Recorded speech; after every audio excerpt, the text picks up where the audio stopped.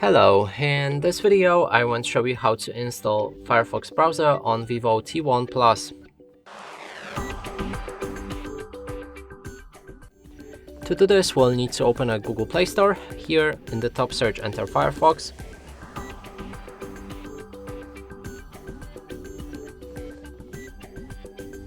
Install it. When it's ready, you should be able to open it. Here we can set Firefox as the default browser. Next step is to sign in to turn on synchronization between other Firefox using devices. I'm going to click on Not Now.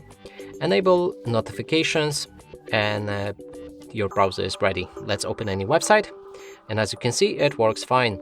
And that's it for this video. Hope you like it. Please consider subscribing to our channel, leave a like and a comment below.